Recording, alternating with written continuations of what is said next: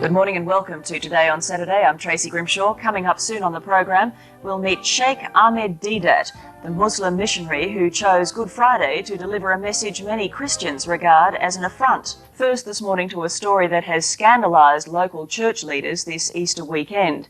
Sheikh Ahmed Deedat is a South African Muslim missionary who's in Australia to deliver a provocative message in his lecture, Easter, a Muslim Viewpoint. In a country that prides itself on the right to free speech, it is not the content of his lecture that's caused affront, it's the timing. Sheikh Deedat delivered his speech on the most solemn day of the Christian calendar, Good Friday. Sheikh Deedat joined me earlier. Good morning to you. Good morning, ma'am. What's the purpose of your visit to Australia? My purpose is to educate my people, as well as the Christians in this country, in regards to our relationship with Christianity. Because Islam is the only non-Christian faith which makes it an article of faith for its followers to believe in Jesus. No Muslim is a Muslim if he does not believe in Jesus. See, the bulk of mankind, the non-Muslims, they do not know that in this holy book of ours, the Holy Quran, is enshrined Jesus Christ. That in this vast volume, Muhammad, the so-called author of this book, the Quran, he is mentioned far less time than Jesus Christ. Jesus Christ in this book is mentioned 500% more times than Muhammad. But you don't believe that the Christian version of what happened at Easter is the correct version? That is true. What's your version? No. So he says now, number one, that people don't know that we believe in Jesus as one of the mightiest messengers of God. We believe in his miraculous birth, which many modern day Christians, including the bishops of the Anglican Church, they don't believe today, but we believe. We believe that Jesus was the Messiah, translated Christ.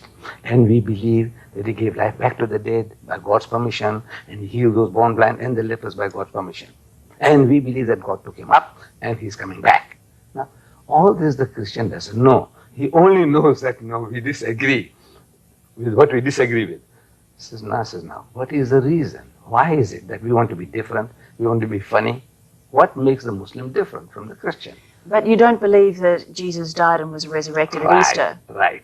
So we say the Christian is boasting that on these 3 days, these eventful days, the Passion of Jesus, there were 300 Old Testament prophecies fulfilled on this day. But I'm telling them that the one that got away, you see, in fishing, I'm an angler, and when we talk about the one that got away. The one that got away, the one that was not fulfilled. Now, I'm here to educate people about the one that got away. And you will upset Christians, though, won't you? You must, I suppose, concede that. My motive is to educate. But can I put to you, if we could just concentrate on this one particular issue at the moment, yes. Can I put to you that it will be considered insensitive by many Christians that you have chosen Easter to come and deliver this message? No. I had no plans whatsoever. Some months ago, they were asking me for a blank slot that I have in my programs. So it's a coincidence that it's Easter. It is unbelievable.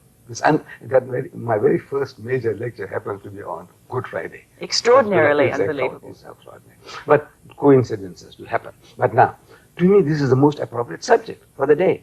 Let's say on Christmas Eve, on Christmas Day, the birth of Jesus, we are supposed to celebrate. I'm talking about the Passion of Jesus. What happened to him and how he died, and then they beat him up. No, doesn't make sense. Doesn't make sense. When you talk about Easter at Christmas time, it doesn't make sense. You talk about Easter time. All right, well, let's say at Ramadan, the Pope goes to Tehran and says, you've got it all wrong. Right, okay. Come. Well, how would he be received? He's Pope, His Holiness, yes. Just coincident that you mentioned his name. He has just written a book called Crossing the Threshold of Hope. It had become the world's bestseller in 12 countries immediately on publication. In this, he says, we must have a dialogue with the Muslims. So, suppose it's a coincidence that Ramadan is the occasion when he happens to be in Tehran and we are having a dialogue. He says, now look, you people, man, you're killing yourself. Who the Pope will reason with us. He said, you Muslims, you pray 5 times a day. Every day of the year. Then, that whole month of Ramadan, you're going to go through hunger and thirst. Because from before sunrise to sunset, the Muslim, no eating, no drinking, no sniffing, no smoking. So what kind of life are you people leading? Is your God hungry for that? Is your God hungry for your prayers? Is he hungry for your fasting? He says no. Now he has a right. He has a right to say, look, there is an easy way. Can I ask you this? Are you expecting trouble on your visit to Australia? Because I notice you have 2 bodyguards in the studio here. This is the first time in my life. I don't know Australia. You know, it's a rough country, or like the old cowboy days. I don't know. You know, the cowboys and crooks we see in films. I thought maybe this vast continent, please forgive me, please forgive me. Australia has enshrined in its democracy freedom of speech, Sheikh. I don't think that... I don't know. I experience it very much. I appreciate it. But you know, you don't know some men, you don't know what's going on. Like when I go to America, the West, I don't know. There's the cowboys and crooks are still around, you know, with the guns ready for blazing away. Can I ask you this? Why do you believe that we must all worship the same God? I mean, we don't all eat the same food. We don't all speak the same language. Why must we all worship the same God? Why isn't there room for us all to differ? No. We must tolerate each other's points of view, differences. But everybody is aiming to get a consensus. Everybody. The Christian wants the whole world to be Christianized. True or false? Look at the present moment. There are 35,000 crusaders occupied in Africa, raising the dust. Not priests, ministers of the church, but crusaders from America. They want to change the continent. They want to make Africa a Christian continent. In 1977, in Indonesia, there were 6,000 crusaders trying to convert the Indonesians, and they have succeeded so far in converting 15 million Indonesians into Christianity. And by the turn of the century, they want to make Indonesia a Christian nation.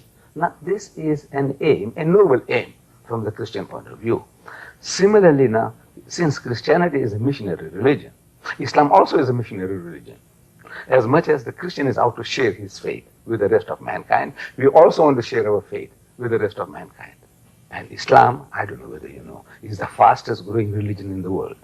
In the West, in Britain, there are more Muslims than Methodists. All right. I still think there'd be plenty of people who'd question your timing, but thank you for your time this morning.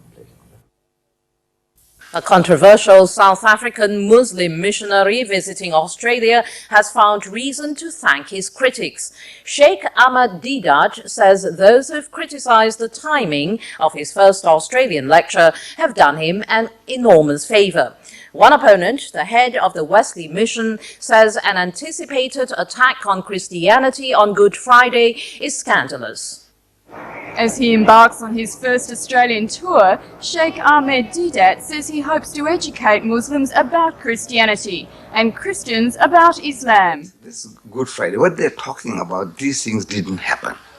And my proof is from the Bible itself. The timing of the first public rally on Good Friday at Sydney's Town Hall has created a storm. Can you imagine if Christians hired the Sydney Town Hall to deny that Muhammad was a prophet, to attack the Quran, and to disbase Islamic faith in the middle of Ramadan?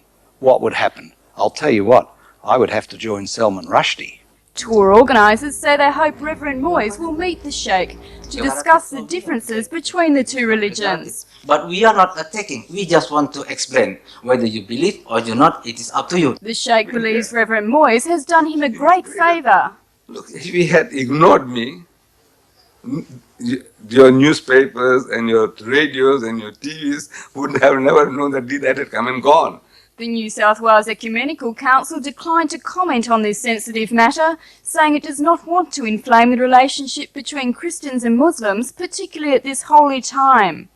While the Australian Federation of Islamic Councils welcomes Sheikh Ahmed Deedat's visit, but are disappointed that it clashes with their annual Congress.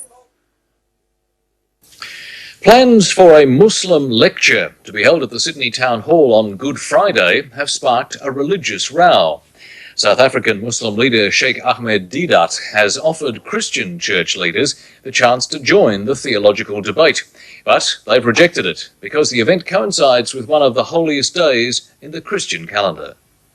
78-year-old Sheikh Ahmed Deedat has taken on religious leaders throughout the world, arguing the teachings of Islam with evangelists like Jimmy Swaggart. We are not taking exception to that because you are not used to our names. But it's the timing of his Easter visit that's upset Christian church leaders. The Sheikh has made a booking on Good Friday at no less a venue than the Sydney Town Hall to argue the Islamic view that Jesus was a prophet but not the Son of God. It's out of love and respect that the Christian says Jesus is God. And out of love and respect, we say Jesus is not God. But the head of Wesley Mission claims the Sheikh is being insensitive. He is due to speak on Good Friday, the most holy day in the Christian calendar. That is a very offensive approach to Christians. Mr. Deedat admits the two faiths have fundamental differences, but believes public debate will lead to greater tolerance. In this vast volume, the name Muhammad occurs only 5 times. Jesus occurs 25 times, 500% more times the name Jesus occurs. He is the King of Kings. Reverend Moyes has been invited to take the stage with the Sheikh during his Good Friday address. It's an invitation the Reverend has declined. A war of words has erupted this Easter between Sydney's Christian leaders and a visiting Islamic scholar. The Christians are outraged that the Muslim missionary has chosen to hold a public rally today. But this Easter has seen a religious war of words over a visit by a leading South African Islamic missionary. It has Christian leaders hopping mad. What's incensed Christian leaders about the visit of this Islamic scholar, quite apart from the message itself, is the timing of the event. Christians are incensed that Sheikh Ahmed Deedat has chosen Good Friday, a Christian festival, to launch his public rally. Could you imagine what would happen if the Christians of the community took the Sydney Town Hall in the middle of Ramadan and started to deride Muhammad and indicate that the Quran is incorrect? But the man at the centre of the storm, Sheikh Ahmed Deedat, doesn't know what all the fuss is about. To me, it is childish. By God, it is childish. I don't want to go deeper into that. It's no sense. The Catholic and Anglican Easter messages centred on trust, violence, and our descent into savagery. Progressively, we are becoming an arrogant, ruthless, bullying society, and that is not our inheritance. We develop thicker and thicker hides to protect ourselves, and as we lose trust, we lose hope.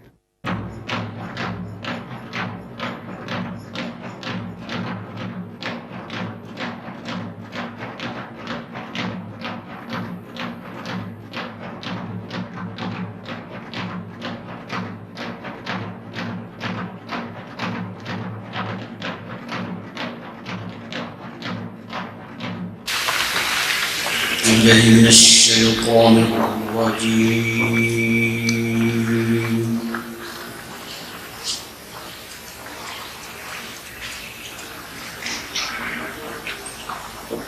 بسم الله الرحمن الرحيم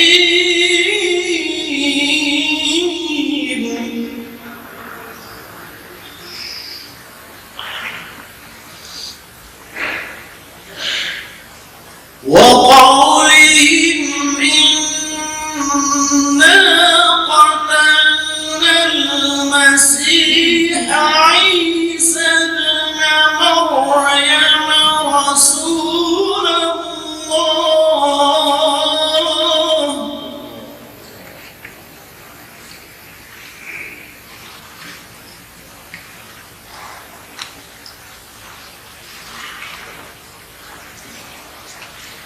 وقولهم إنا قتلنا المسيح عيسى ابن مريم رسول الله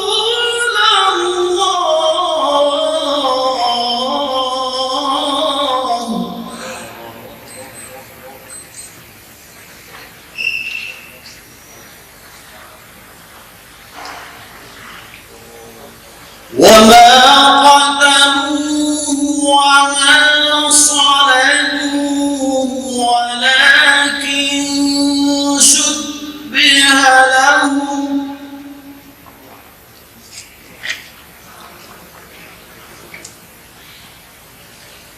وإن الذين اختلفوا فيه لفي شك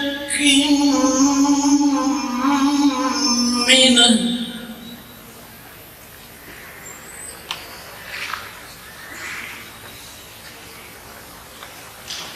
ما لهم به من علم إلا اتباع وما قدروه يقينا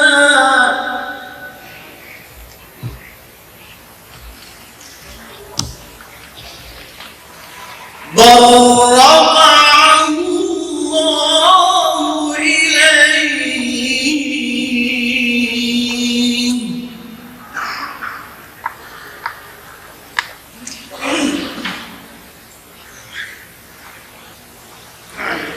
بل رفعه الله إليه وكان الله عزيزا حكيما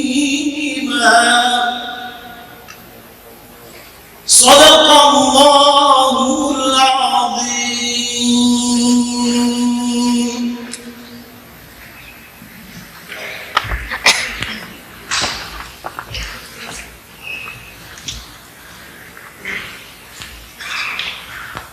I seek refuge from Allah, from the wrath of Shaitan. In the name of Allah, the most compassionate, the most merciful, that they have said in boast, we killed Christ, Jesus, the Son of Mary, the messenger of Allah, but they killed him not, nor crucified him. Only a likeness of what was shown to him. And those who differ therein are full of doubts, with no certain knowledge, but only conjecture to follow. For of a surety they killed him not. Nay, Allah raised him up unto himself, and Allah is exalted in power, wise. Sadaqallahu al-Azim. أعوذ بالله من الشيطان الرجيم بسم الله الرحمن الرحيم وقولهم إنا قتلنا المسيح عيسى ابن مريم رسول الله وما قتلوه وما صلبوه ولكن شبه لهم وإن الذين اختلفوا فيه لفي شق منهم ما لهم به من علم إلا اتباع الظن وما قتلوه يقينا بل رفعه الله إليه صدق الله العظيم. Mr. Chairman and my dear brothers and sisters, I am grateful to God Almighty for sparing this old machine to be able to come across the Indian Ocean into a country which my people call down under. That's what you say, down under, the country down under. You know, on the globe of the world, this is the country which is down under. So I don't know how you people manage to remain here, I don't know. You are a people down under. So for the first time in my life, I had the experience of coming to your great country, and I enjoyed your hospitality. I'm grateful to your government for granting me a visa, and the people that they have responded to me in every way, making life easy for me. I can never thank them enough, and I praise God that may Almighty reward you. Then I have some unique experiences I have had in the last couple of days. When in the Middle Ages, in Europe, they used to say, see Venus and die. Meaning, that's the acme, the greatest thing that you can see is Venice. You know, the city on the waters, the waterways. It's Venice. In Italy, I think it is. Venice. So see Venice and die. Now I can go back to my country and tell my people, see Sydney and die.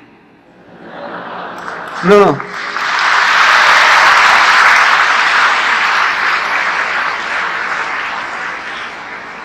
No, this is not just to flatter you, my brothers and sisters. By God, that's not my intention. I have seen something in your country which the biologist and the zoologist can't classify. Something that is neither fish nor fowl, it's not a reptile, it's not a mammal, it's not a bird.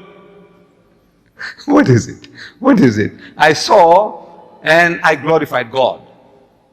Because the Quran says, when I see something like that, I am to say, فَتَبَارَكَ اللَّهُ أَحْسَنُ الْخَالِقِينَ. So glory to God, the best to create. Here is something that He has created which nobody can classify.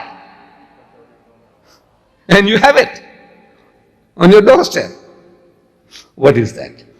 Anybody who's got the answer, just please put up your hand. I'll give you this videotape. I want you to tell me, you have something here that nobody can classify. Platypuses. Give it.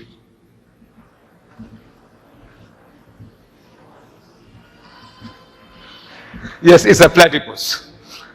You know, it has a bill of a duck. Seems like a duck. Like it lays eggs. That's a bird. But it lives in the water like a fish. And it gives milk to its babies. Imagine. That's a mammal. Who feeds that little infant with milk? Is it a fish or a fowl or a mammal? What is it? The scientists have not been able to classify. And I say, I glorify God for having seen it. And so many other things I saw in your zoo, which at every step I said, فَتَبَارَكَ اللَّهُ أَحْسَنُ الْخَالِقِينَ. So glory to God, the best to create. فَتَبَارَكَ اللَّهُ أَحْسَنُ الْخَالِقِينَ. So glory to God, the best to create. So I'm going to tell my people, see Sydney and die. It's a beautiful place to visit and die here too. Coming to the subject of this evening's talk, as it was advertised, Easter, a Muslim viewpoint. What makes Good Friday good? That's a question in the advertisement. What makes Good Friday good? I want some Christian gentleman or lady to tell me that. And I will present them with this book, this Encyclopedia of Islam, the Holy Quran, 2,000 pages, text translation, commentary. I want to present it to somebody who will give me, I want a Christian, an answer from the Christian. What makes Good Friday good? Because our believing Jesus Christ sacrificed himself for our sin. Great, great. I wanted this simpler, is that Christ died for our sins. But you said that. You said that. In so many words, that is the answer. This is yours.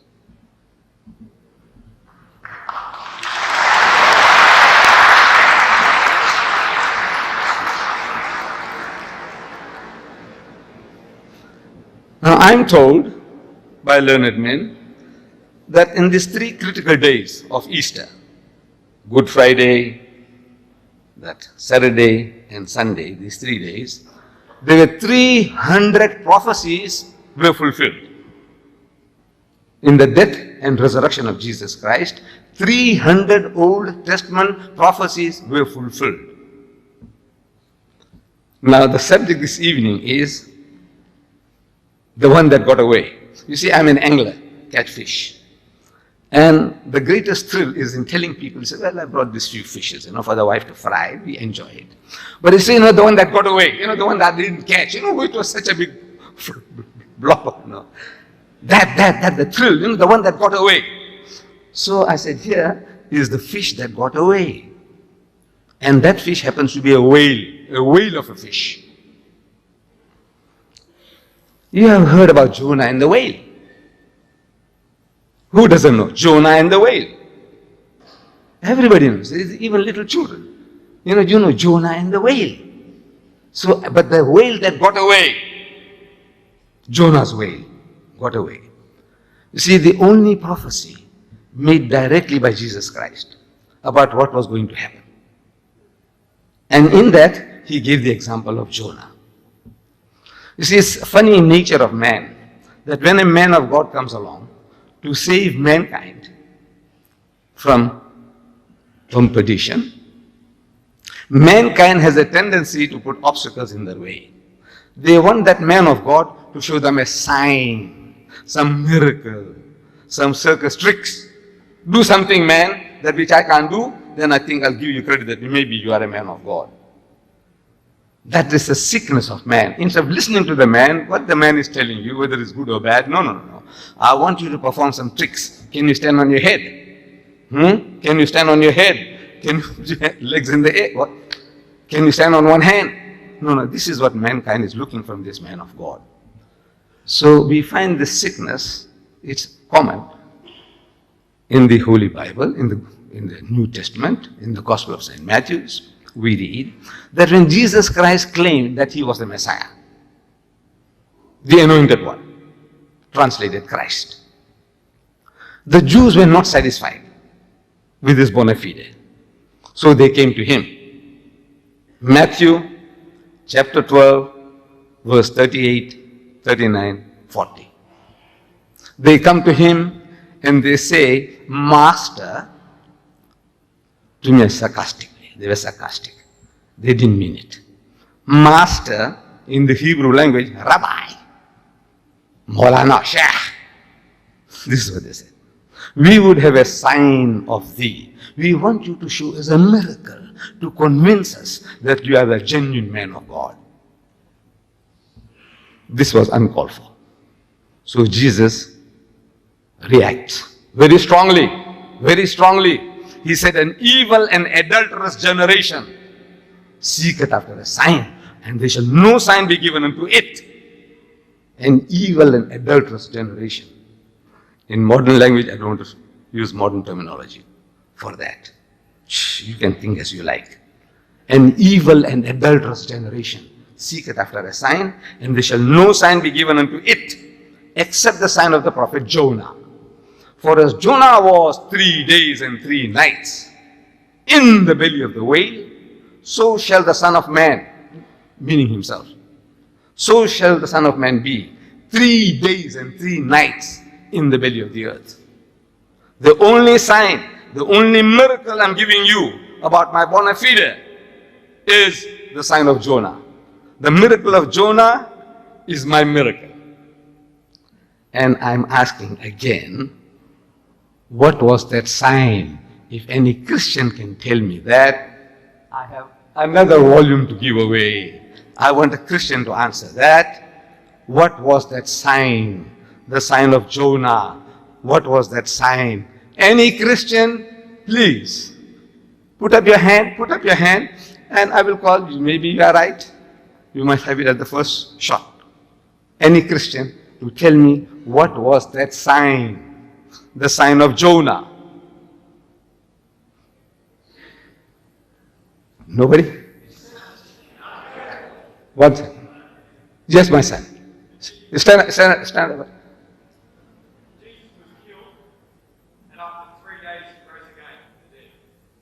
No, the sign of Jonah, which means what? The miracle of Jonah. Sign means a miracle. Not road sign. Stop, yield, go. Not road sign. Sign here, in the French Bible, the word is miracle. Miracle. That's the right word. In English, miracle. But the English Bible says sign. The French Bible says miracle. Yes, my son, finish that. So, no, we want something that, what was the miracle of Jonah, which he is talking about? Now, you, my brother.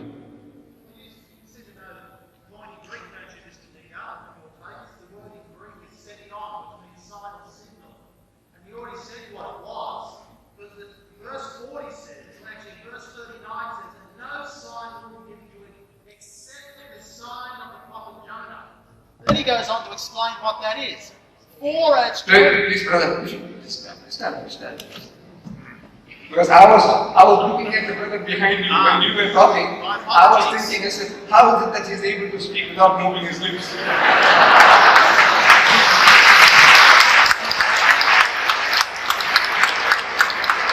Use the mic. Yes. We'll have to allow them an opportunity to explain it, but I don't want to be cut off. No, we want an explanation. You say, what was that sign? Not a lecture, a simple. And I thought Mr. Josh McDowell explained this to you, and most Muslims don't know. Now, please. My dear brother, please. Look, a simple, look. Your eye, brother, please listen to me.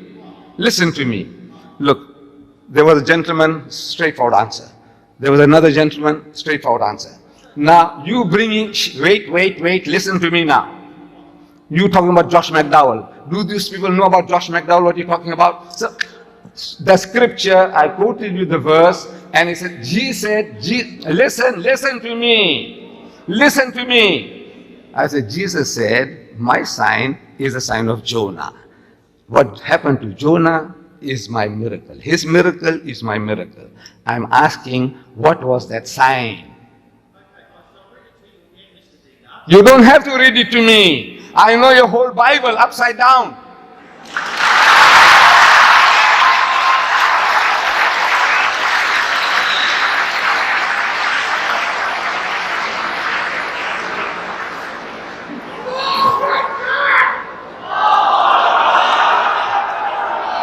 No, please, my brothers and sisters, no, we don't want this, we don't want this. You see, for 40 years, I have been asking learned men of Christianity, what was that sign? And I have had no answer. No Christian can tell you what was that sign.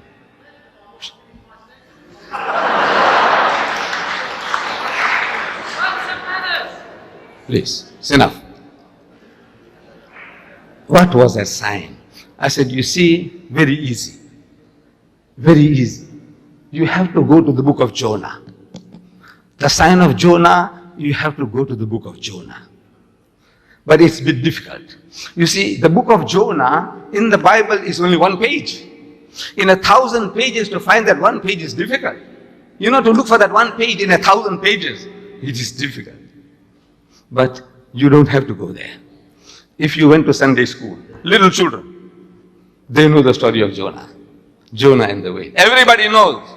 The Jewish child knows. The Christian child knows. The Muslim child knows. Everybody knows Jonah and the whale. In the book of Jonah, we read that God Almighty sends Jonah to the Ninevites, a city called Nineveh, a city of 100,000 people in those days, like a great metropolis, like New York or London in those days. So God Almighty commands Jonah. I said, you go to Nineveh and warn the people there to repent in sackcloth and in ashes, humble themselves before the Lord, or I will destroy them. Jonah, instead of going to Nineveh, he is despondent that these materialistic people, the evil and adulterous generation of his time, same like in the time of Jesus, is talking to his evil and adulterous generation, Jesus, the evil and adulterous generation of the time of Jonah. He said that evil people, they will not listen to me. They'll make a mockery of me. So instead of going to Nineveh, he goes to Joppa. It's modern Jaffa in Israel. Jaffa, modern Jaffa. And he takes a boat and is running away. At sea there's a storm. And the storm is not subsiding. And according to the superstition of the mariners, that anybody runs away from his master's command, he creates such a turmoil at sea. So they began to question, who can be responsible for this? Jonah realizes that he is the guilty man, because God Almighty told him to go to Nineveh, and as a prophet of God, as a soldier of God, he must listen to whatever God tells him. He has no right to be presumptuous. He's running away. He's running away from his master's job. So he volunteers. He said, look, I am the guilty man. I am running away from master's command, and God wants to kill me. And in the process, he's going to sink the boat to kill me. But you innocent people will die. It is better for you that you take me and you throw me overboard. God is after my blood, and he'll be satisfied. You people will be safe. These mariners, also a fantastic group of people. They say, no. Since you entered the boat, we have seen you ever prayerful. Maybe he had that rosary, hallelujah, hallelujah, hallelujah. He's ever devoted to God. While he was in the boat, he said, no. You are a good man, you are a godly person. We can't imagine you being guilty of such a crime. We have our own system of discovering right or wrong. And that is called a system of casting lots. It's like tossing the coin, head or tail, head or tail. So according to that system, they discovered that Jonah was the guilty man. So they took him and they threw him overboard. The book of Jonah. Take 2 minutes to read, but you don't have, this is everybody, every child knows this, every Christian knows this. So they threw him overboard and the storm subsided. Perhaps it was a coincidence, but the storm subsided. I'm asking the question, when they threw Jonah into the sea, was he dead or was he alive? Thank you, thank you, thank you. See, I know sometimes when if you said he was not alive and make you to change, it would have been difficult. So I would have said, if you, before you answered it, I would have said, look, I want to make things easy for you to get the right answer. Because once you get the wrong answer, I have to move heaven and earth to make you to change the position. You know, to convince you that you were wrong. So I would have made things easy for you to get the right answer by telling you that, look, Jonah volunteered. He volunteered. He says, throw me. And a man who volunteers, you don't have to strangle him before throwing. You don't have to break his arm or limb before throwing. No, the man volunteers, he says, throw me. Why you want to kill him? Why you want to break his jaw? Nothing. So then I would have asked you, was he dead or was he alive? And unanimous, 100% you would have shouted, alive! Because the man volunteered. One who volunteers, you don't have to maltreat him. Do you? He says, no. So he was alive. Right answer. Right answer. Any child could have answered that. The fish comes and gobbles him. Dead or alive? Alive! Let me hear again from you all. Alive! Yes, yes. From the fish's belly, he prays to God for help. Do dead people pray? Do dead people plead with God? Do they? No. So what was he? Dead or alive? Alive. He's alive. He's alive. Alive. On the third day, the fish vomits him on the seashore. Dead or alive? Alive. And it is the mightiest miracle in the whole Bible. This is the mightiest miracle of all in the Bible. This is a miracle 3 times over. You see, when you throw a man into a raging sea, he ought to drown. He had to die. If he died, it's not a miracle. A fish comes and gobbles a man. A fish is not a respecter of person. He says, you know, you are Jonah, you are a prophet of God. Gently, gently, gently. Not fish, no fish will ever do that. You know, a fish gets a bait, you know, big bait, big, it's going to have a big bite. You'll kill the man. If he died by the fish, it's not a miracle. It's not a miracle. If he didn't die, it's a miracle. Heat and suffocation in the whale's belly. 3 days and 3 nights, he ought to die. He ought to die. If he died, it's not a miracle. But he's alive. Third day vomiters. He goes into the sea alive. He comes out alive. Nowhere does he say he died in between and he was resurrected. Nowhere, nowhere. That he died and was resurrected. He's alive, alive, alive, alive. And what did Jesus say? He said, for as Jonah was, so shall the Son of Man be. The miracle of Jonah is that he's alive 3 times over. When we expect him to be dead. When we expect the man to be dead, he's alive, he's alive, he's alive. Jesus, he said, my miracle is the miracle of Jonah. Now, I'm asking the Christians, that Jonah was alive for 3 days and 3 nights in the whale's belly. Everybody's agreed.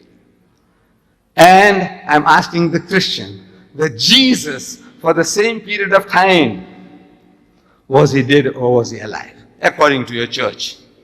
According to your church, according to 1,500,000,000 Christians, according to you and me, Jonah was alive for 3 days and 3 nights, and Jesus for 3 days and 3 nights, was he dead or was he alive? Dead! He was dead for 3 days and 3 nights.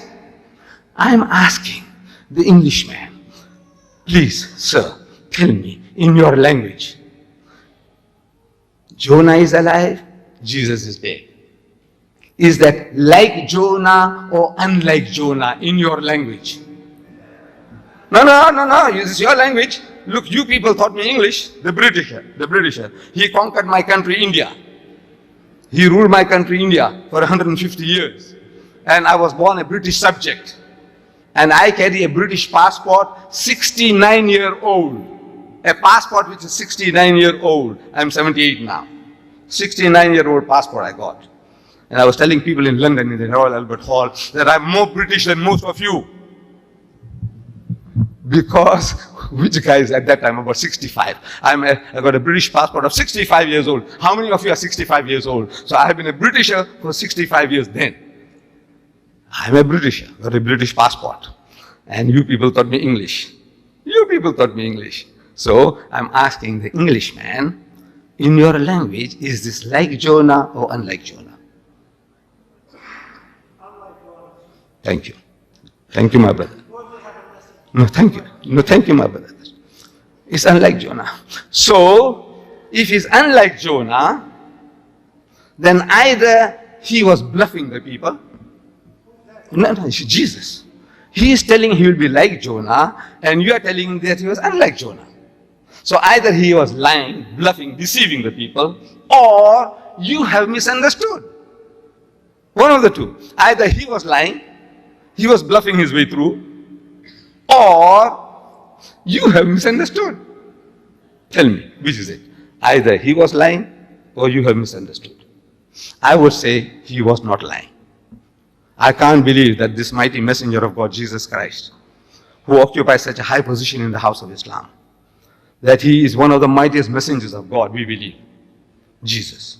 We believe in his miraculous birth, which many modern day Christians, including the bishops of the Anglican Church, they don't believe today, but we believe that Jesus Christ was born without a human father. Miracle of God's creation. We believe that he was the Messiah, translated Christ. We believe he gave life back to the dead, bi-iznillah, by Allah's permission. And he healed those born blind and the lepers by Allah's permission. Can't you see? This is our attitude towards this mighty messenger of God. And this mighty messenger of God, Jesus Christ, I don't know if I tell you that his name occurs in this book of mine, our book, the Quran, 500% more time than the name Muhammad. Did you know that? You Muslims, do you know that the name Jesus occurs in our book 500% more times than the name Muhammad? Did you know that? Did you know that? Not likely. 500% more times. Jesus, son of Mary, Ibn Maryam, Isa ibn Maryam. 500% more times than the name Muhammad. Muhammad is supposed to have written this book. It is alleged that he wrote the book. Amazing. This author himself, he keeps himself out of the book. And he promotes Jesus. Amazing book.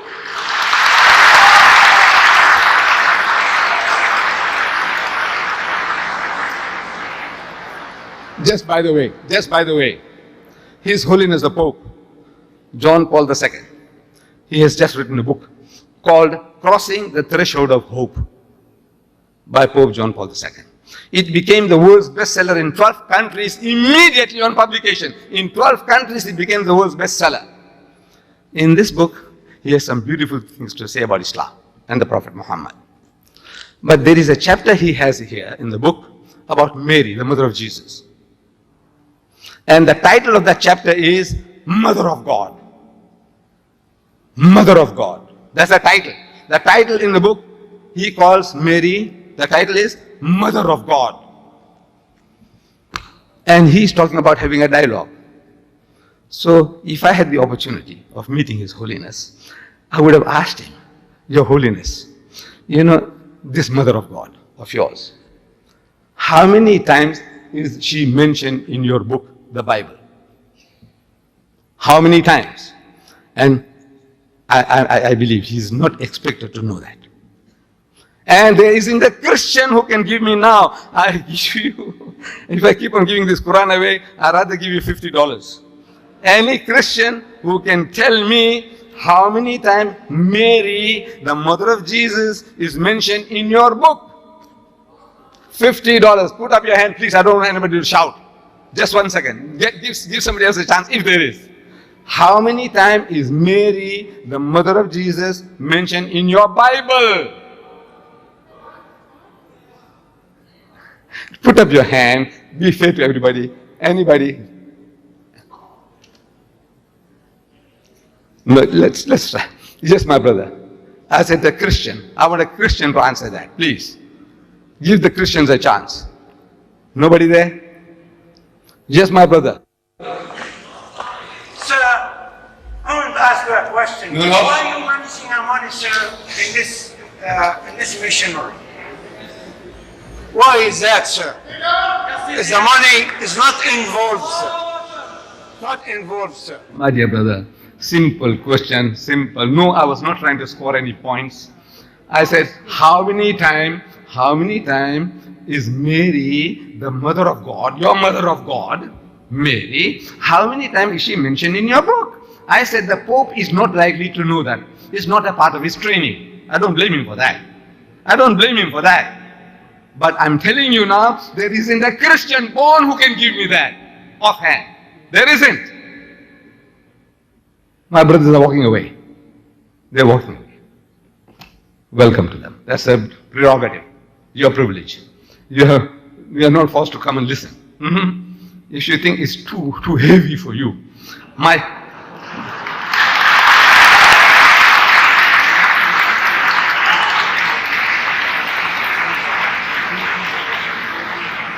in South Africa, in my country, the African, you say, it's too heavy. It's too heavy. It's too heavy. I don't want you to carry the yoke. Now, let me tell you. Mary, the mother of Jesus, is mentioned in the first 3 books of the New Testament, Matthew, Mark, and Luke, 17 times. You can remember that now. 17 times. And in the next 24 books of the New Testament, once. Total 18. Word Mary occurs in the New Testament 18 times. In this Quran of mine, Mary, the mother of Jesus, is mentioned 100% more times than in your Bible. Can you believe it? Is it believable? Mary, the mother of Jesus, is mentioned in my book 100% more times than in your book. And you think that we are the enemies.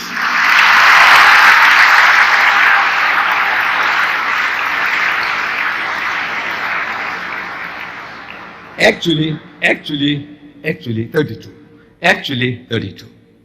It's almost 18 times 2 is 36, this is 32. It's near enough. I said 100% more times. It's like a figure of speech, but 32 times as against 18. This is the relationship. And there is a chapter in the Quran in honor of the name of the mother of Jesus Christ. The name of the chapter is Surah Maryam, meaning chapter Mary. In your Bible, of the Roman Catholic 73 books, Mary is not one of them. In your Protestant Bible, 66 books, Mary is not one of them. You have Genesis, Exodus, Leviticus, Numbers, Deuteronomy, Matthew, Mark, Luke, John, Peter, Paul. Mary is not one of them. Admit it is not there. In my book is enshrined Surah Maryam with the greatest respect in honor of the name of the mother of Jesus Christ. There is a chapter in the Quran. And you consider us to be the enemies. No. Are we trying to be funny? No. There is a different point of view, and His Holiness the Pope talks about having a dialogue. Talk, man, talk. Learn to talk. Share your ideas. Disagree. Argue vehemently. But at the end, he said, this is your point of view. I don't follow that. I don't accept that. I keep on believing what I believe. But he said, well, I can see your point of view. That is all. That is all that we want. We don't want to convert you just like that. No. We said, I see your point of view. I see how your mind is working. Okay, that is all. That breeds tolerance. Wanting to know why this Muslim is behaving like that. He passes a butchery with a pork, pig hanging, and he wants to spit. And you're getting offended. Yes, you have a right. This is because your mouth is watering. They're pork chops. You're seeing the pork chops, your mouth is watering, and this guy is spitting. So why does he do that? To offend you? No. He's programmed. The Muslim is programmed, brainwashed, that this is a filthy, dirty animal. You don't eat it, you don't rear it, you don't touch it, you don't keep it. Well, he's programmed. So he's reacting to his programming. So once you know, you become tolerant. So now I can see why you're spitting. You see, not spitting to spite me. You're not spitting to spite the Christian who's walking with you. No. This is just happening to you. It happens. So this is dialogue. Once you know, you become more tolerant. Even you disagree, but you become more tolerant. Now, the clever Christian tells us that, you see, this miracle of Jonah, Jesus wasn't talking about dead or alive. He was talking about the time factor. Look, listen.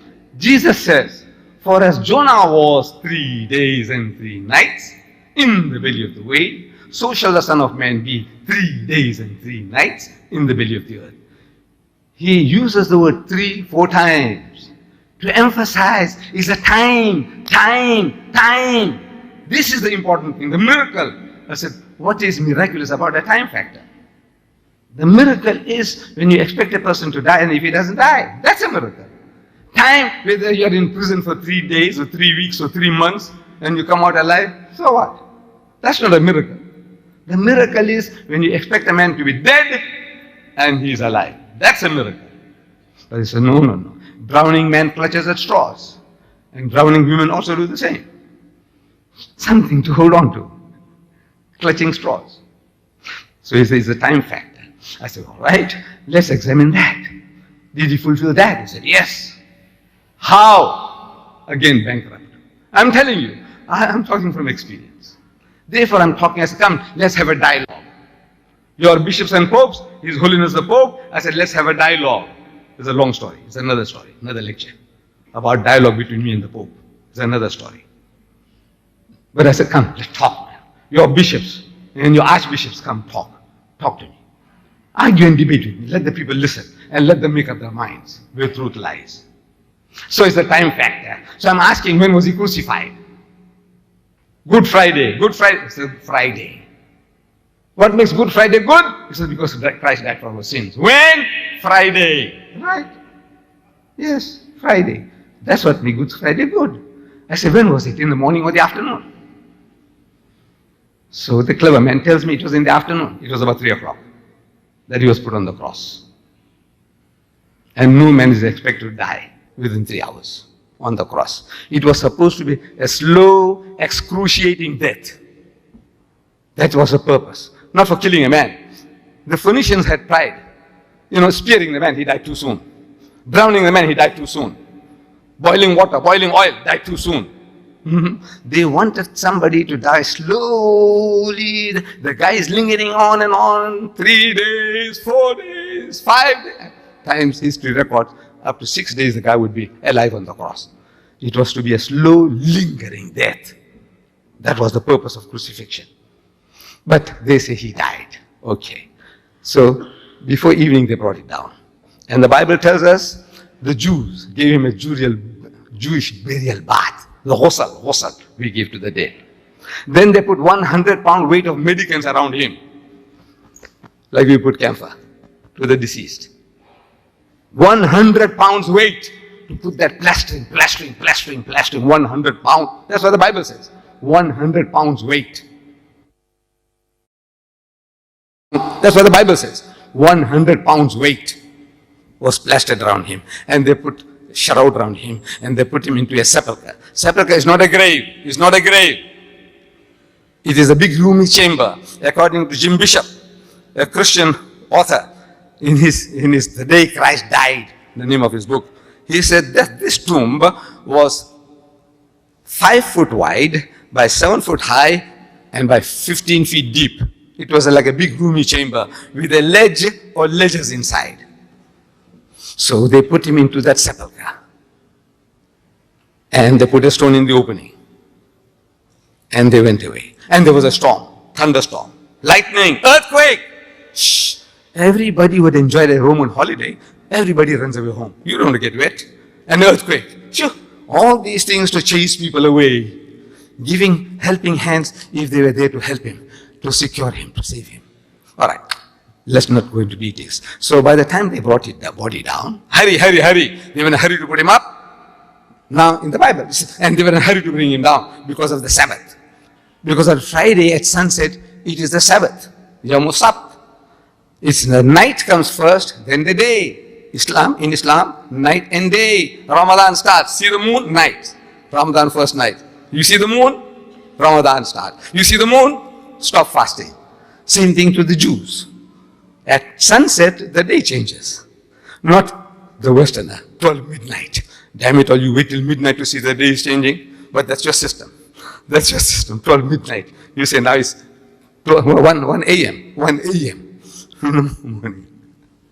So, right. So they brought the body down. And they put the body into the grave. Into the sepulchre, not a grave. So, Friday night, he's supposed to be in the grave. Saturday morning, the Bible doesn't say when he came out, Saturday morning, he's still supposed to be in the grave. Watch my fingers. No tricks of the hand, sleight of the hand. The guy in the circus, he's clowning and he's doing this and that and he's deceiving you with his movements of his fingers. No, watch it, watch mine. Friday night, he's supposed to be in the grave. Saturday day, he's still supposed to be in the grave.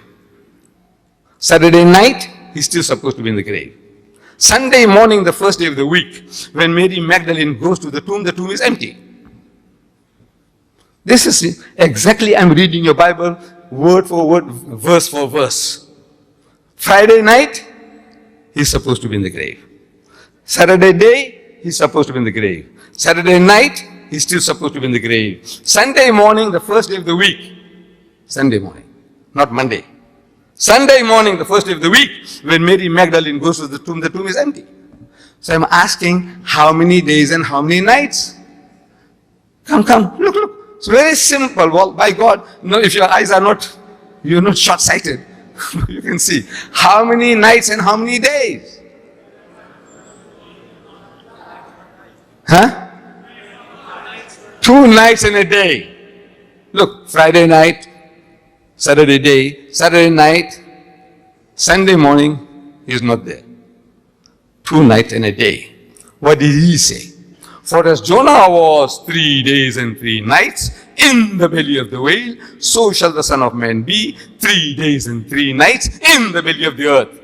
He said 3 and 3, 3 and 3. What we see is 2 and 1. I want to know from you Christians whether this 2 and 1 and 3 is the same.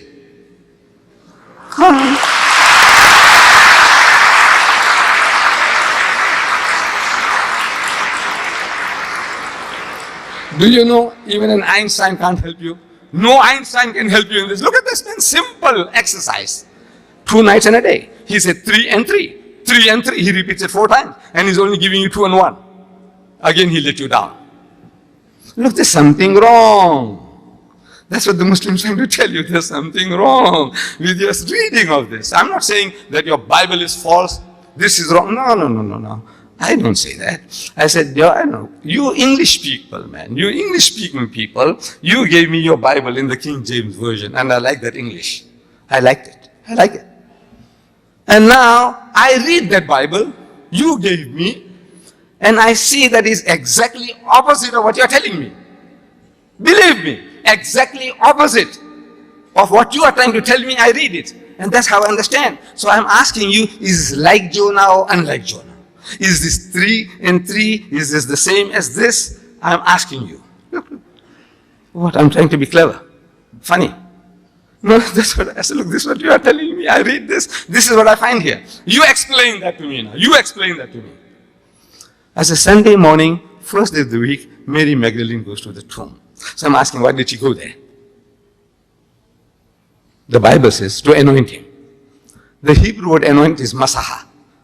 We do also masah. Every Muslim, you make wudu, ablution. And in the ablution, what we do? We wet our hands and what do you call that? Masah. Masah means to rub. In Hebrew, masah means to rub. To anoint. So I said, why did this woman go there? He says to anoint him, to rub him. I'm asking, do Jews massage dead bodies after 3 days? Do they? You Christians, do you massage your dead bodies after 3 days? No. We are the closest to the Jew, the Muslims, in our ceremonial law. Do we Muslims massage the dead bodies after 3 days? Do we? No. Then why would a woman go along to find a dead, rotting body after 3 days? You know, within 3 hours, this rigor mortis sets in. The hardening of the cells. The decomposition starts taking place. In 3 days' time, the thing is rotting inside, fermenting inside. Such a rotting body, you go and massage it, falls to pieces. It'll fall to pieces. So what does she want to do? Unless she's looking for a live person. She must be looking for a live person, because she was about the only woman, besides Joseph of Arimathea and Nicodemus, who had seen the final rites given to Jesus. She was about the only woman. So she knew that she had seen signs of life.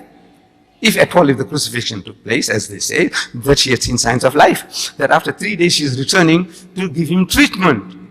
She's worried about the stone. That now what am I going to do with the stone? And when she reaches the tomb, pleasantly surprised, she finds the stone was removed. It was already removed. So she looks inside the cave, in the cave, and she finds empty. So she starts to cry. It's an anti-climax to what she had expected. Jesus was watching her from wherever he was. Not from heaven, from this earth. You see, this tomb was a privately owned property belonging to Joseph of Arimathea, a very rich, influential Jewish disciple of Jesus, who could afford to carve out this big roomy chamber, a sepulchre for himself. Around this sepulchre, he had his vegetable garden and his country home, where he went for his holidays, for the weekends with his family. It's not out in the bundu that he was planting wheat and corn for other people's sheep and goats to graze upon. He must have his gardener's quarters, people to look after his garden. This is all the scene. And Jesus is there. He sees this woman. He knows who she is. So he comes up to her from behind. And he finds her weeping. So he said, woman, woman, why weepest thou? Whom seekest thou? Doesn't he know? Doesn't he know? Of course he knows. Then why does he ask such a silly question? No, it's not a silly question. Actually, he's pulling her leg, metaphorically. Not physically, metaphorically. He's pulling her leg. Says, woman, why weepest thou? Whom seekest thou? She, I'm reading your Bible. She, supposing him to be the gardener. I'm asking, what does she suppose is a gardener? Do resurrected bodies look like gardeners? Huh? That we all, when we are resurrected at the end of time, everybody wakes up as a gardener.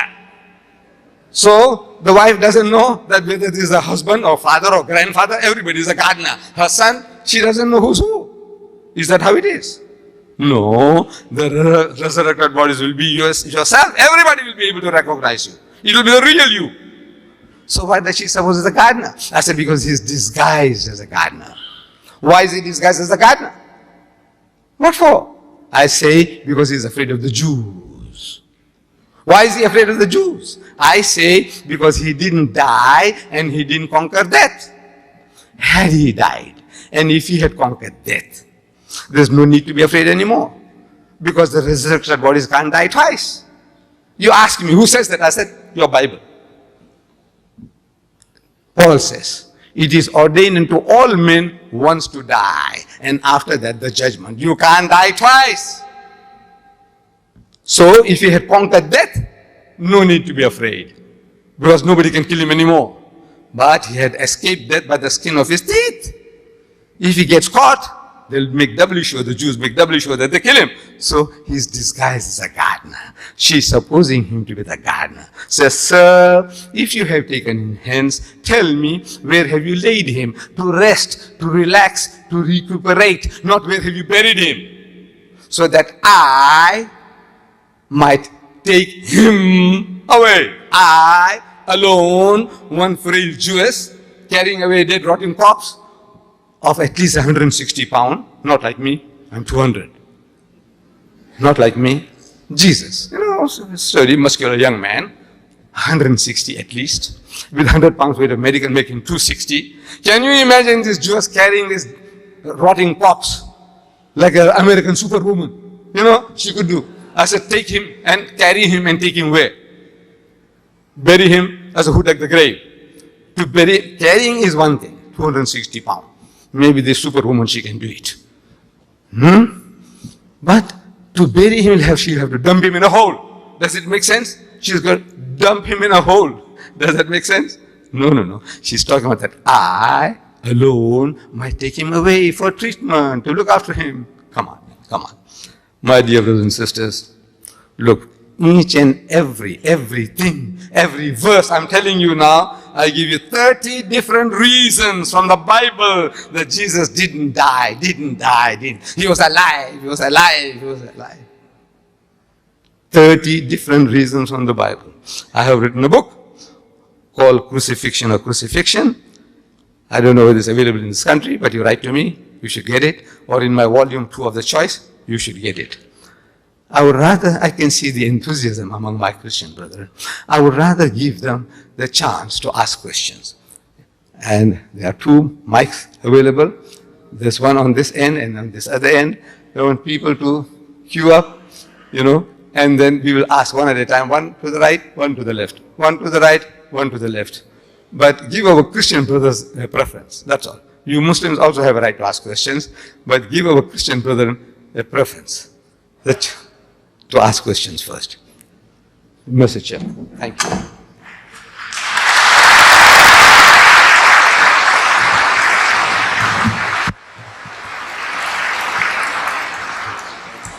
Thank you. To start question time, would you please queue along the outside aisle? So once again, I'd ask you all to show your appreciation. Some takbir for Sheikh Deedat. Allahu Akbar. Allahu Akbar. Allahu Akbar. Well, we have a number of people ready to ask questions. I'll hand the microphone over to the Sheikh. Which side do you want to take first? We'll take, because this brother happened to be the first. I admire him. I should congratulate him. He was the first man to get up for asking questions. You have the first chance, my brother. Right, sir, that question I'm going to ask you from the Quran, and I will read it in Arabic. So please, for this English spoken, it's very hard to translate it for me. If anybody, he can translate it, all but me, after my reading, go ahead. My brother, I make it easy for you. I gave you the Quran already. No, you own the Quran already. Open that Quran and read it in Arabic and read it, the translation. Look, I gave it to you already.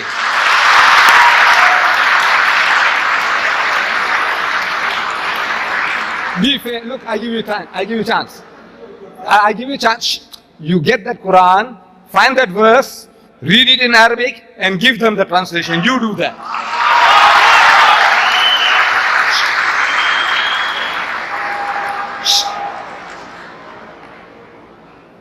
Yes, my brother. Mr. Deedat, As you know, I'm a Christian, and I'm fascinated by the work you are doing. Let me start from the beginning, Mr. Deedat.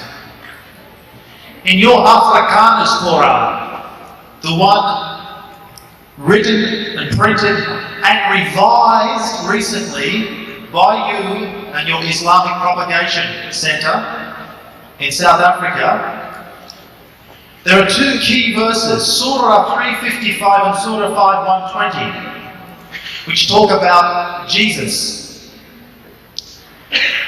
For example, in Surah 355, the Afrikaan is rendered this way: I am causing you to die. Muslims in South Africa have taken you to task over this translation. For you are saying that Jesus did die. In your lectures and books, in fact, The Choice, which is your own book, which I have, I read about 6 years ago, and I believe it was around about chapter 10, where you say that Jesus was not nailed but tied to the cross. My dear brother, look, now you said, look, wait a minute, you lied against me. You are, look.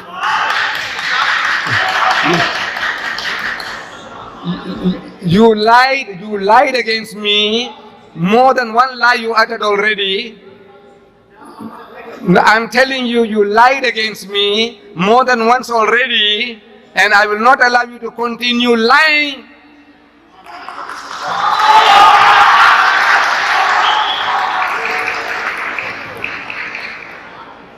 Now imagine, the man is now, he hears me lecturing in English. He listens to me in English, right? He listens to me in English, and he's talking about an Afrikaans Quran. Afrikaans I don't know. Then he's talking about my book.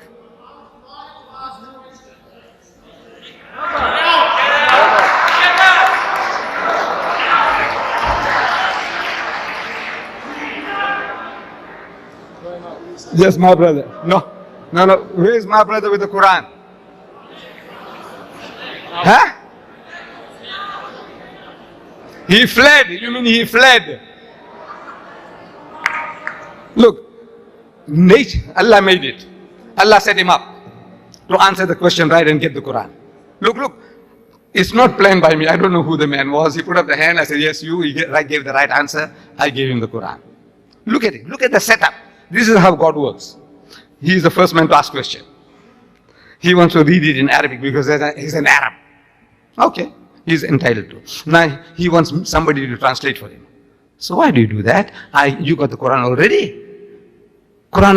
I presented you with. Go back, sit down while the other guys are busy.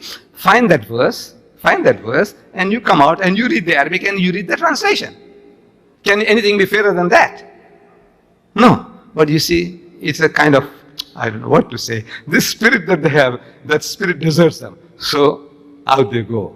And see the other guy, he was talking about an Afrikaans Quran. I don't know Afrikaans. He's going to quote from there. I said, look, here is a Quran. Open it. See the same verse. Tell me. He said, in my book, The Choice, he read 6 years ago. He's a liar because this book is only come out now. Choice. No.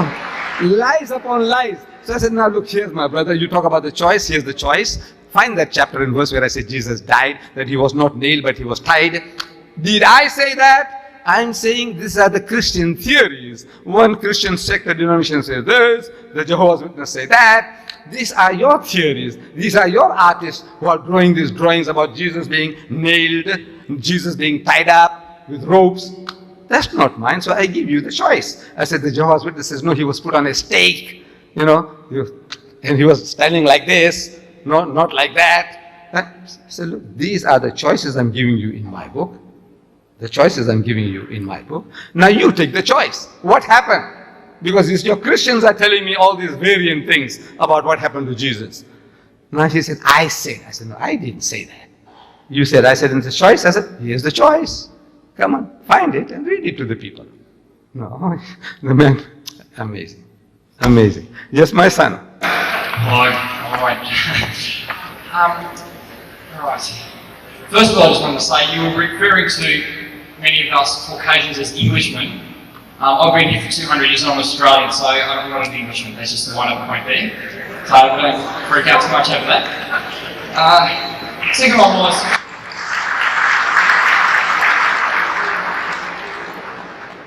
just 1 second. This might entertain you. You see, me, I'm a brown Englishman. In other words, I speak English. English is my mother tongue. You understand? In other words, I dream in English and I swear in English. And the psychologists, they say that the language in which you dream and the language in which you swear is your mother tongue.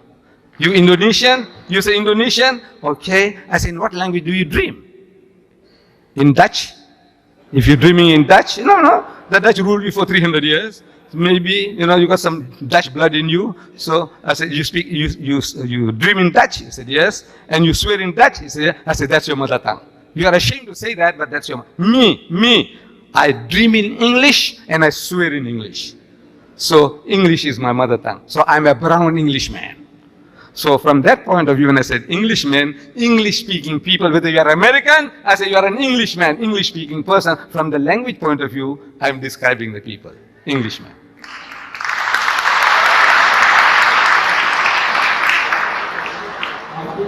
I guess that if you're saying that you're an Englishman, then I must be. No, I'm a brown Englishman. Right. First of all, just with the, we were looking tonight at Matthew chapter 12 and the sign of Jonah. And you quite rightly pointed out that there were some things in Jonah which are similar to Jesus and some things which are different. For instance, Jesus is crucified while Jonah is thrown in the sea. That's different. There's a very big difference in that Jonah is disobedient and runs away while Jesus is obedient, so that's a fairly big difference. And the other one is Jonah goes to the Gentiles, the foreign countries, while Jesus does his ministry within Israel. So there are a few differences. And you quite rightly pointed out that the significance with the Jonah event is on time, on the 3 days. I read the Bible all the time. I've actually spent part of my holidays, I read the Quran, and so I take the scriptures very seriously. But I know that in order to get the full picture of something, you have to read all of it. You have to read the whole book. So I just want to read a bit more of Matthew, where Jesus speaks again about the 3 days. This is this is from a translation of the Bible called the NIV. It's Matthew chapter 16, verse 21, and it says, "From that time on, Jesus began to explain to his disciples that he must go to Jerusalem and suffer many things at the hand of the elders, chief priests, and teachers of the law, and that he must be killed and on the 3rd day be raised to life." And so I think when you read all of it, he's saying that the 3 days I'm going to die. I've got some other references up here as well as to those, but they're all fairly similar where they talk about Jesus dying. I just want to know what you say, because there are many verses in the Bible, I don't know how much time I want to take up here, but where Jesus says, I did die. My son, you have to agree with me that what Jesus was talking about, the sign of Jonah, that sign was a miracle. Sign means a miracle. You have to, it's not a road sign. Stop, yield, go. It's not a road signs. There were no road signs in Jerusalem 2,000 years ago. So he's not talking about road signs. He's talking about a miracle. The Jews want a miracle from him, not a road sign. So Jesus said, my miracle is that of Jonah. And then what the miraculous thing about Jonah is that we expect him to die 3 times over and he didn't die.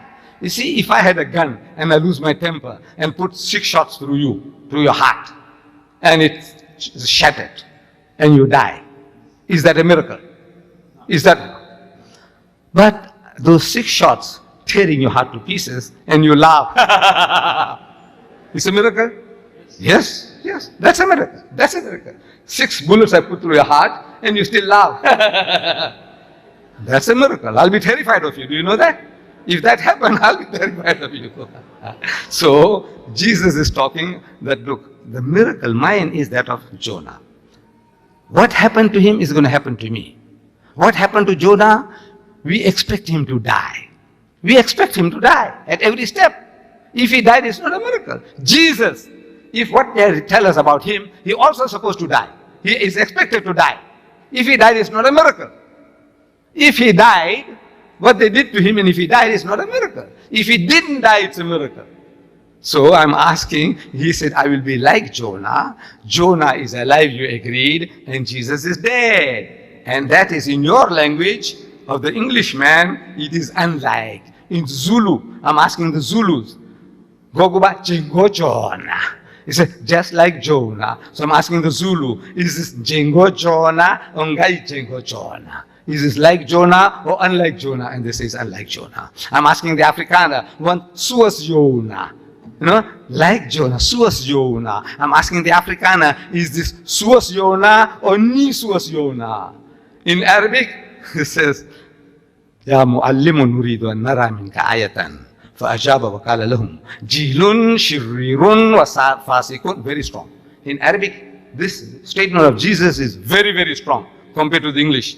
It says Jilun. This is the Bible is written by the Christians, by the way, not me. Jilun shirirun wa fasikun yatlubu ayatan wa la tuta lahu ayata illa ayata yunan an-nabiy لأنه كما كان يونان في بطن الحوت 3 أيام و3 ليال هكذا. The word I was looking for was hakaza, just like that. So I'm asking the Arab Christian, is this hakaza or la hakaza? Jesus and Jonah, is it hakaza, just like that, or la hakaza? He says, no, it's la hakaza. So come on, you prove now that this statement is a revelation from God. The Holy Ghost inspired Matthew to write it down. Then it is proving that Jesus is if I was a Jew, I'll never accept Jesus. As a Muslim, I believe in Jesus as the Messiah, one of the mightiest messengers, as a Muslim. But as a Jew, I said, look, this man was put to the test and he failed again and again. He's failing. According to the test that he himself lays on himself, he is a failure. He is an imposter. And as an imposter, we killed him. I would have said that if I was a Jew. But as a Muslim, I say I believe that he was a true messenger of God, and you have misunderstood everything. You have misunderstood. May I just say something on that? You are right. If you were to shoot me 6 times through the heart, right, and I was just still standing here, that would be a miracle, of course. But if you were to shoot me 6 times through the heart and I was to die, be buried, and then I came back to life, that would also be a miracle. Right. Right. So it still can be a miracle. First we have to certify that you are dead. Yeah. If I was shot 6 times through the heart, I would be dead. That's what is assumed now. Now Jesus, look, 3 days after his alleged crucifixion, he goes to that upper room where they had the Last Supper. I'm giving you another proof that the man didn't die. Proof from his own mouth. He goes to that upper room where they had the Last Supper. And he goes in and he wishes his disciples in the Hebrew language, Shalom Aleichem. Same as Salam Alaikum. We say Salam Alaikum, the Jews say Shalom Aleichem. Same, means peace be unto you. And when he said Shalom Aleichem, his disciples were terrified. I'm reading your John, that the disciples were petrified, terrified. So I'm asking, why would they be terrified? Because when you meet your long lost master, your grandfather, your teacher, your guru, your prophet, your Messiah, the Arab and the Jew will embrace one another, and that is his way, the Arab and the Jew. But instead of doing that, they are terrified. So I'm asking, why were they terrified? So Luke chapter 24, he gives the answer. That they were affrighted because they thought he was a spirit. Am I quoting correctly? You people who know the Bible, am I quoting correctly? Yes. Correct me. If I'm misquoting, you must correct me. Yes, I know. I can't afford to make a mistake.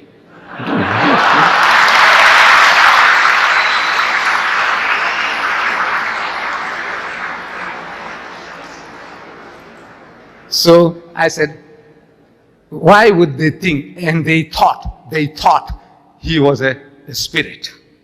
So I'm asking, did he look like a spirit? Did he look like a spirit? And everybody says no. Then I said, why should they think the man is a spirit when he didn't look like one? The Christian is puzzled. Why would they say that they thought he was a spirit when he didn't look like a spirit? So I said, look, I'll help you. You see, the disciples of Jesus, they had heard from hearsay people talking that the master was hanged on the cross. They had heard from hearsay people talking that he had given up the ghost, meaning his spirit had come out, he had died. They had heard from hearsay people talking that now he's dead and buried for 3 days. All that knowledge was from hearsay, people talking. Because Mark chapter 14, verse 50, he tells us that at the most critical juncture in the life of Jesus, all his disciples forsook him and fled. All. So I'm asking the brown Englishman and the white Englishman, sir, does all mean all in your language? Does it mean all in your language? Of course, all means all. All means all. So they were not there. They were not eyewitnesses or your witnesses to the happening. They all had forsaken him. That's what the Mark tells, unless he's lying. You tell me he was lying. His Holy Ghost had deceived him too. He said, all his disciples forsook him and fled. So they were not eyewitnesses or your witnesses to the happenings. So they had heard that man is dead and buried. They expected him to be stinking in his grave. Such a person you see, naturally you are terrified. You see, he must be a ghost, a spook. So Jesus wants to assure them that is not what they are thinking. So he said, Unzuru ila yadayya wa rijlayya. Behold my hands and my feet. Inni ana huwa, that it is I myself. Husuni manzuru, say, handle me and see. For inna ruha laysa lahu lahmun wa izamun. For a spirit has no flesh and bones, as you see me have. So again I'm talking, my dear brother, you Arab Christian and you English Christians. I said, if I said, look, because I got flesh and bones, I'm not a spirit, I'm not a ghost, I'm not a spook. Is that what it means in your language? If I got flesh and bones, in that case, I'm not a spirit, I'm not a ghost, I'm not a spook. Is that what it means in your language? Of course it does. If you who got flesh and bones, you're not a spirit, you're not a ghost, you're not a spook. Anybody. If you got this, then you're not that. In other words, he's telling you that the body that you're seeing is not a translated body, it is not a metamorphosed body, it is not a resurrected body. Because the resurrected bodies get spiritualized. You want to know who says so? I said, you're Paul. You say, who says so? I said, you're Jesus. You want reference? I give them to you. Come, bring your bishops and your archbishops to come and have a dialogue with me. In Sydney, I come again, by God, at my own expense, I will come. Get me a bishop or an archbishop and we have a symposium, not a debate, a symposium. Present your case and let me present our case and let the people go and make the choice. So, he said, handle me and see. Tenggoklah, tanganku dan kakiku, inilah aku sendiri, jamalah aku dan lihatlah, karena hantu tiada berdaging dan tulang, seperti yang kamu lihat ada padaku.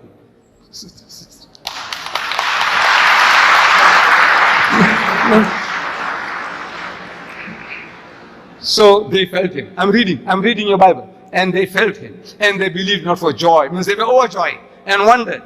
So what happened, man? We thought the man was dead and buried.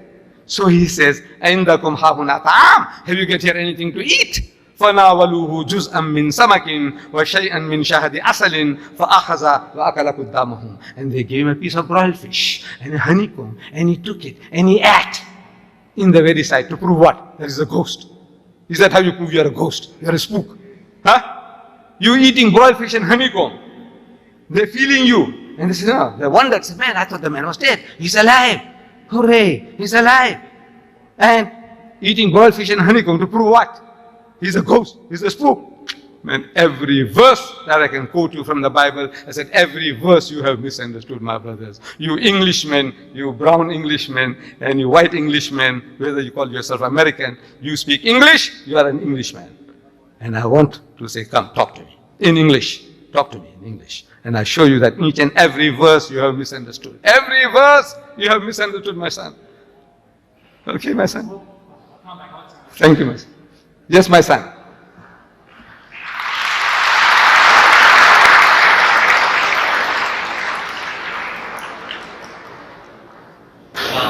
I noticed that this is a multilingual service, so if I may, I'll spice things up a bit. I'm of Greek origin, and the Greek word for Easter is the word Pascha, and that means Passover. And that's quite appropriate for Easter, because like the lamb that was sacrificed in Egypt, which the Israelites sprayed on the door of their houses to deliver them from Egypt. So Jesus, when he died, the blood which he shed can deliver us from slavery under sin. So, and if this isn't the only Old Testament reference which Jesus uses to say that he will die and rise again from the dead, if I may quote from Isaiah 53, Isaiah the prophet says, "But he was pierced for our transgressions, he was crushed for our iniquities. The punishment that brought us peace was upon him, and by his wounds we are healed." Yet it was the Lord's will to crush him and cause him to suffer. And though the Lord makes his life a guilt offering, he will seed his offspring and prolong his days. Therefore I will give him a portion among the great, and he will divide the spoils with the strong, because he poured out his life unto death, and was numbered with the transgressors. For he bore the sin of many, and made intercession for the transgressors.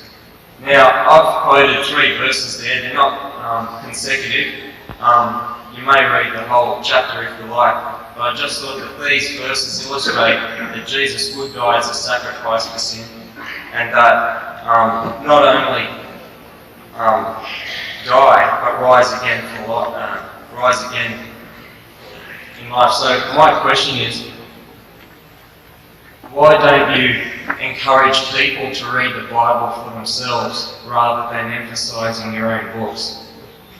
My son, what you're doing is, you're also suggesting to me what I read and how I should understand. Same, you're doing to me. And every Christian, when you come and knock at my door, you want me to see the Bible the way you see it. If you got blinkers on, you also want me to put blinkers on to see it. That's what you do. That is what you are trying to do to me. So you see, at the outset I said that there are 300 prophecies were fulfilled.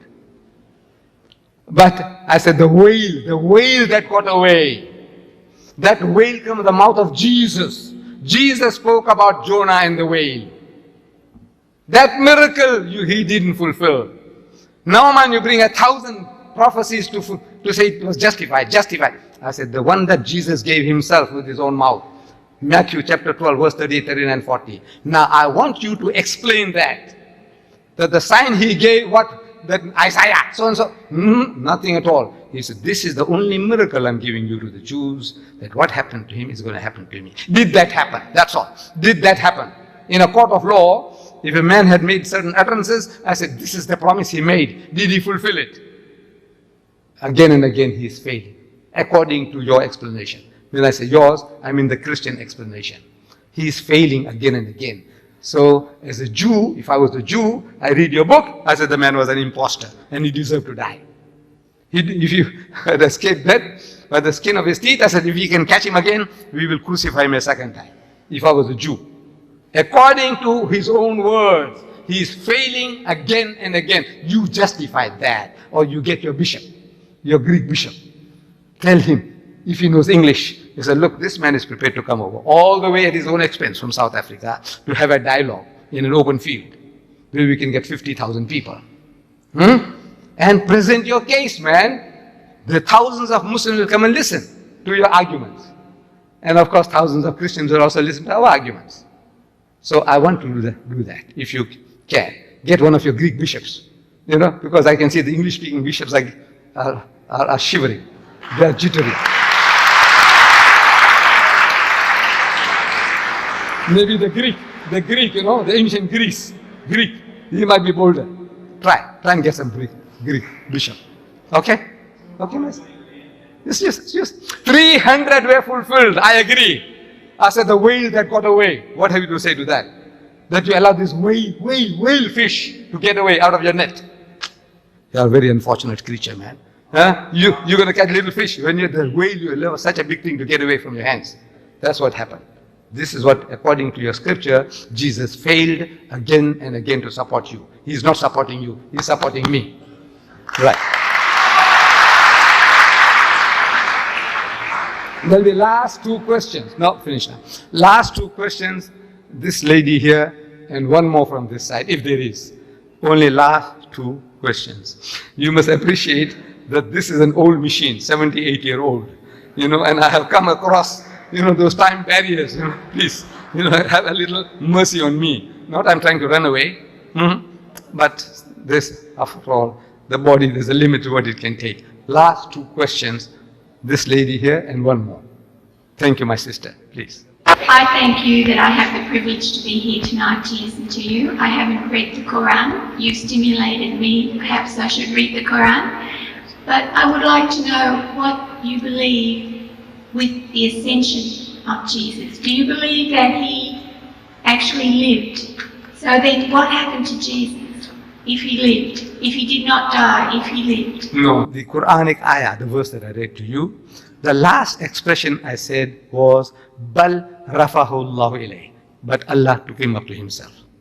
We Muslims believe that God Almighty took him up, saved him from that ignoble death and nakedness of the cross, because the people on the cross were absolutely naked. They didn't respect you to put a little loincloth around the man. The messenger of God, you say the Son of God, naked and bare before the world, flies buzzing around him. No. God Almighty didn't allow that to happen to his servant, his messenger, Jesus. God saved him and took him up. And I say, he's coming back to just you.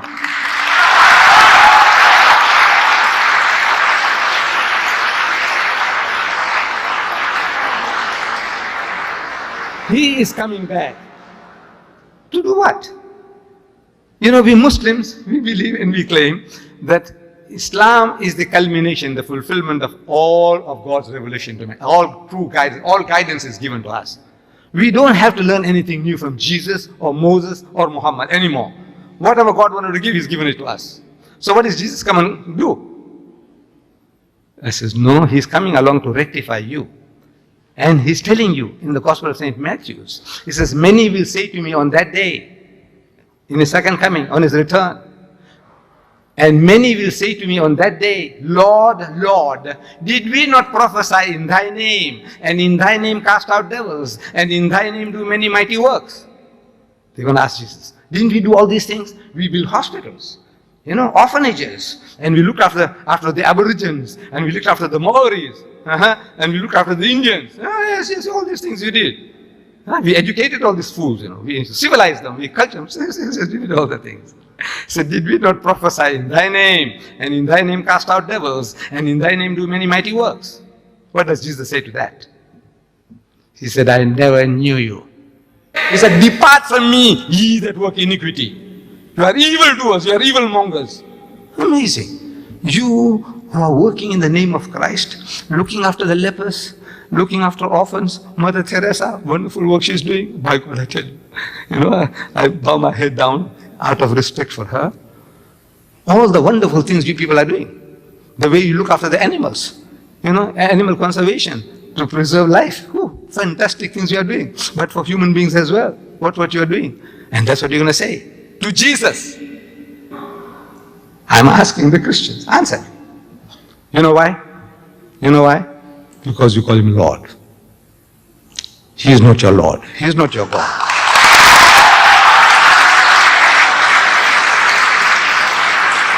That's the reason.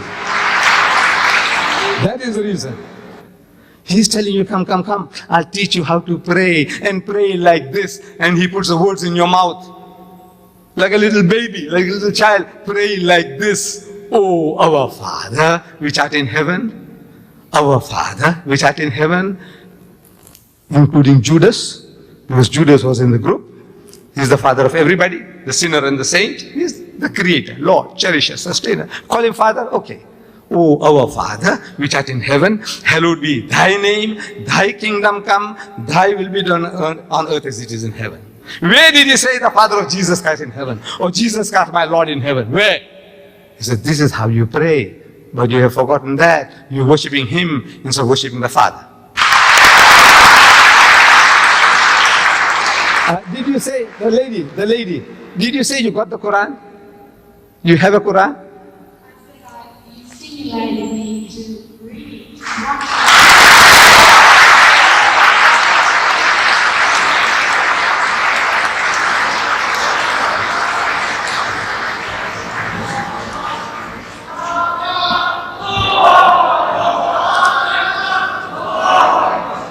Yes, my brother, this will be the last question. Thank you. दादाजी, मैं आपका कदर करता हूँ. I respect you. I'm not here to battle with you or fight with you. I honor you a great deal. Thank you. I know you have understood me. I've spoken in Urdu. The only thing I want to ask you, one small question. Firstly, I'll say Sharaab pita hu magar suwar nahi khata. मैं हिंदू हूँ, बिल्कुल.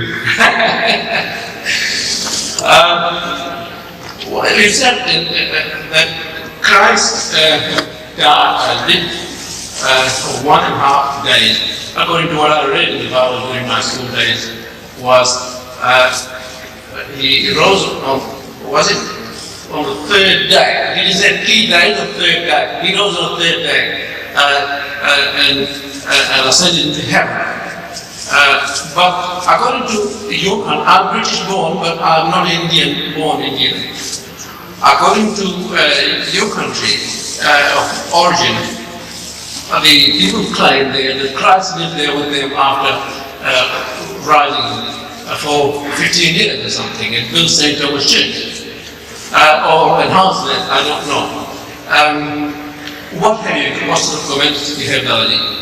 No, you see, the Christian is not making an issue out of that. That Jesus went to India and he started the St. Thomas's Church. St. Thomas did the St. Thomas Church. Why would Jesus go and create a St. Thomas Church? He created a St. Jesus Church. It doesn't make sense, you see. But now, be as it may, our idea is that, look, nobody dies for your sins. Nobody carries your burden for you. You, according to the law of karma, what you do, you pay for. If you have done well, you earn a reward. If you have done evil, you pay the punishment. That is also Islam. You see, that we have to pay for our own sins. The soul that sinneth, it shall die. The one that sins will perish. The son shall not bear the iniquity of the father. The Bible says. Son means Father Adam. We, the son, we will not pay for what Adam did. Poor Adam, he made a mistake and he paid the full price. He paid the full price.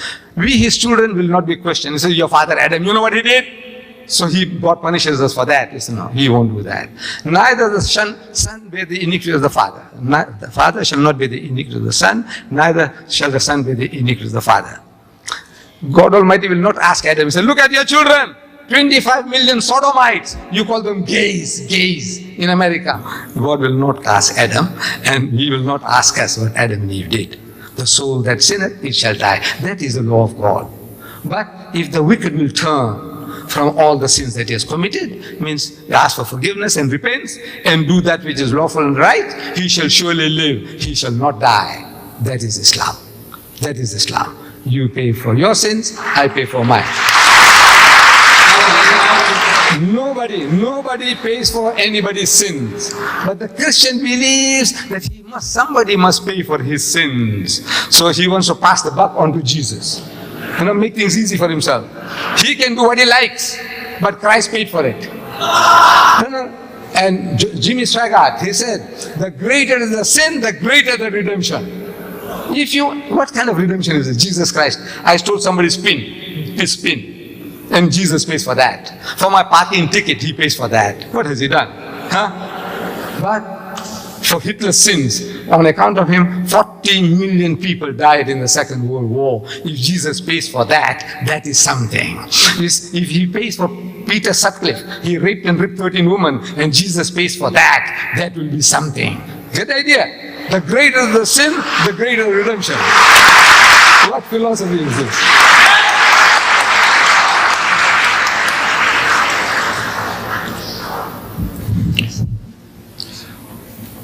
Well, it's been quite a night. To all those who've had questions to ask and haven't had their answers, our apologies. The Sheikh, as you can imagine, at 78 years old, is probably feeling the strain. I know I am. He's a very hard man to keep up with. He has to catch a 6 o'clock flight tomorrow morning to Brisbane, where he'll be talking to the Christian and Muslim community in Brisbane. His tour takes him across Australia. But, well, I might talk for another 25, but I think I might get thrown off the stage. But he will be back on Tuesday, same time, same place. The topic will be Christ in Islam. I'm sure, Christian and Muslim alike, you found tonight interesting and informative. I know I have. I've had the privilege of hearing him speak on at least 3 occasions before this, and every time I see and learn and hear something new. Before we all go, would you all please show your appreciation once again for the Sheikh.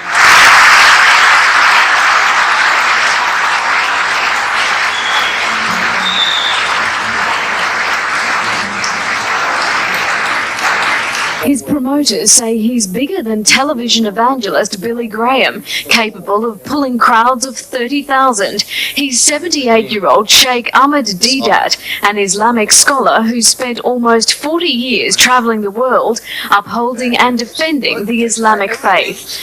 But it's his arrival in Australia during Easter, the most important time in the Christian calendar, which has angered church groups. While Muslims believe in Jesus, Sheikh Ahmed says the Bible is wrong. Jesus wasn't crucified. This is enshrined in the Quran. It's a bona fide belief of the Muslims that Jesus Christ was neither killed nor crucified. We believe that God saved him from that ignoble death on the cross, that nakedness on the cross. God saved him and God took him up. Today, hundreds of Muslim followers gathered in City Hall to hear the Islamic leaders speak. But while his Easter visit to Australia has created controversy, Sheikh Ahmed says he's by no means anti-Christian. In fact, he's calling for a better understanding between Muslims and Christians. Let us have a dialogue. Let us talk. But Christian church leaders say they've nothing in common with this man. And I'm not sure that this really represents mainstream Muslim thinking. They're dismayed at the timing of the visit. It's disappointing that you'd choose Holy Saturday to do something like this in a public place.